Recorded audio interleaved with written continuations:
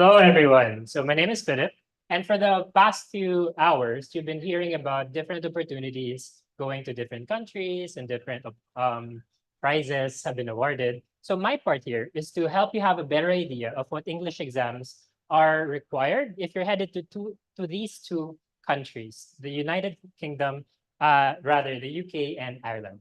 As the previous speakers have asked you, sino dito ang gustong mag-UK? UK? Yeah, I know, right? Ireland? Ireland, right. So if you're headed to these two countries, it's probably won't be a surprise to you. The different exams that are required for you to get there. So next slide. Right, so dalawa lang naman yan. It's just two, the IELTS on one hand and the OET on the other. So what are the differences between them? The IELTS is a more general English exam. It requires essay writing. It requires the topics are more everyday, etc. On the other hand, OET is an exclusively healthcare focused test. I am a nurse. Who else is a nurse here? I know, right? No? Yeah. So the fact that we're still here means that we don't want to be here anymore. No? And this exam and this expo is something that would help you to get out of here as soon as possible. So the IELTS is around the IELTS and the OET. They have different scores. They measure your scores in different ways. If you look at the OET, it's they're a grade, they're letters A, B, C plus C, D, and E that corresponds to certain numbers. You get scores between 0 to 500 for them. On the other hand, for the IELTS, there's 4, 4 to 5, 5.5, 6, etc. So there's an equivalence between these two tests. So a 7 to 7.5 in the IELTS is the equivalent of a B in OET. So next slide. So what grade do you need? No? What grade do you need? If you're headed to the UK in the IELTS, you need to get a 7 in all except for writing, in which you need a 6.5. On the other hand, for OET, it's roughly similar. It's similar. You need a B in all of the components except for writing, in which you need a C plus. So I'd like to emphasize that they require a pretty high grade for all of the components except for writing. A little backgrounder, once upon a time, like a few years ago, straight sevens yan or straight Bs yan because the standards are pretty high. However, based on feedback from people like us who take the test, ang daming bumabagsak sa writing. They're pretty good in English, but it's just the writing component that holds people back. So the regulators in the United Kingdom, they said, you know what?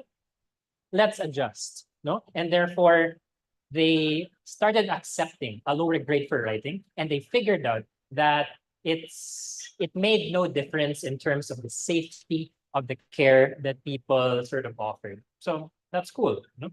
However, next slide, please. Right. So sometimes though, when you take the test, you don't always get the grades that you need on the first try. Who here have already taken either the IELTS or the OET? 1, 2, 3, 4, 5, 6. I'm glad that even though you didn't get the grades that you needed the first time, you're still here and you're still trying.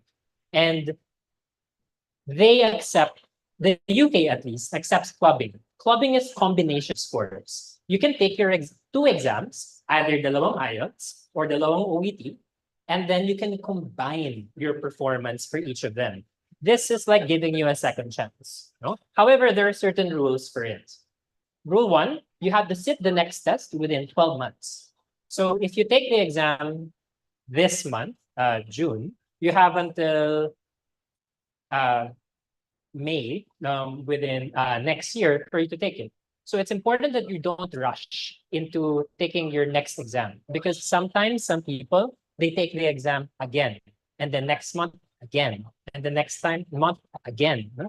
Without really examining why they made mistakes in the first place. We don't want that happening to you. That's why the regulators themselves, they said, if you're going to combine exams, you have up to 12 months to do so. Rule number 2 is that you have to sit all 4 subtests each sitting. I don't know if you've heard about it, but in the IELTS exam, there's such a thing called the one skill retake. You took the IELTS exam, you passed everywhere, but you failed in writing. So in some destinations, you can just, take the writing subtest next time so that you don't have to do the entire 4 sittings. But if you're going to combine grades, you need to sit all 4. Now, rule 3, minimum scores accepted. So what does it mean? If you're taking the IELTS exam, that means that your listening, reading, and writing must be no lower than 6. If it's like 5.5 or below, I am so sorry, but that grade would be too low for you. If you get 5.5 in writing, that would be too low for you.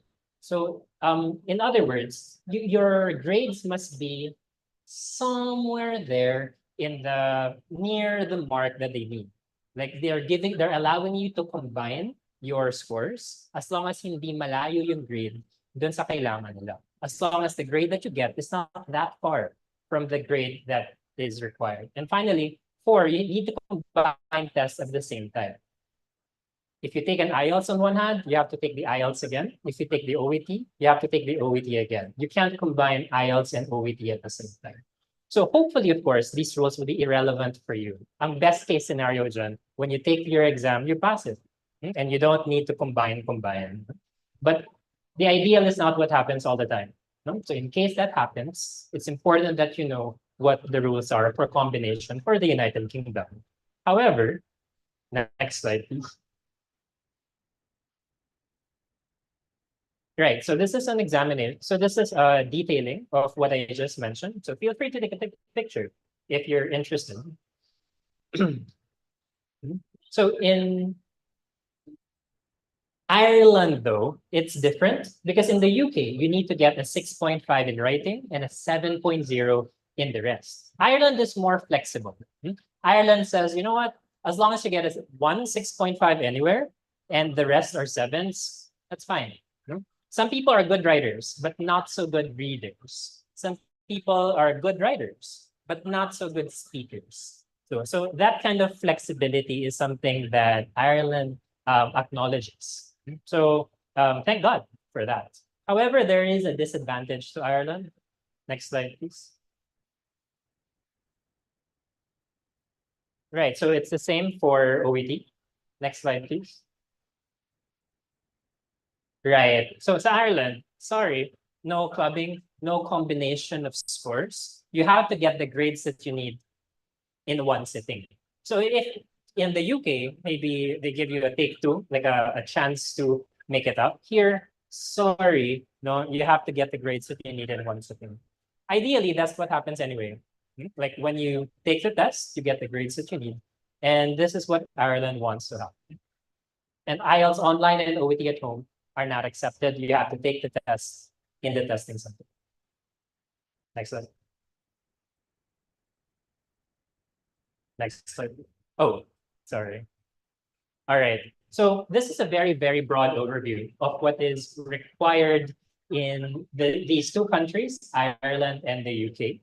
Please feel free to ask questions. We love answering your questions at NIDER. So please reach out to us anytime, and we're happy to resolve any confusions that you may have. Thank you very much for your time.